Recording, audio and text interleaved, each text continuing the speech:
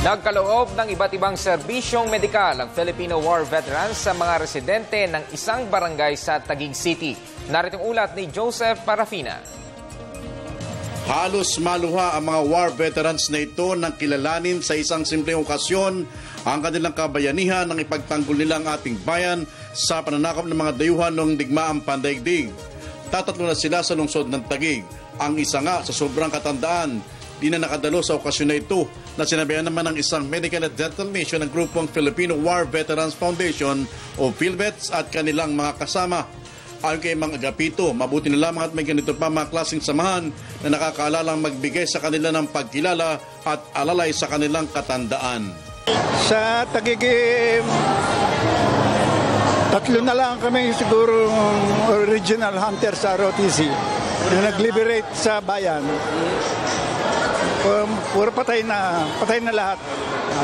Iba't ibang klaseng serbisyo medikal ang dito'y naipagkaloob sa kaya naman ang mga manggagamot na ito mula sa Philippine Army General Hospital abalang-abala sa pag-aasikaso sa ating mga kababayan na nangangailangan ng kanilang tulong.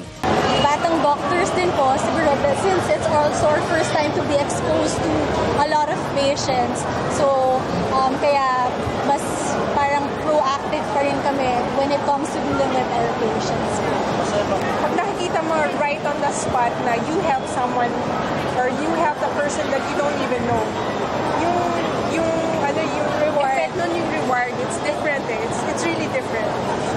Dahil sa dami ng natulungan dito sa barangay Pinagsama sa Taguig, labis ang pasasalamat ng mga taga rito sa serbisyo publikong kanilang natanggap. So napakahalaga po na may tumutulong sa amin na magbigay po ng mga ganitong klaseng programa, lalong-lalo na po para sa health talaga.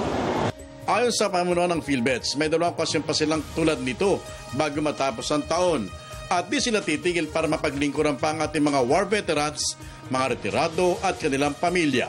Sila po ay hindi nakakalimutan at patuloy yung serbisyo ng ating partly serbisyo ng ating pamahalaan, although we are a private NGO, pero we are still a part and parcel of the armed. Para sa Telebisyon ng Bayan, Joseph Parafina.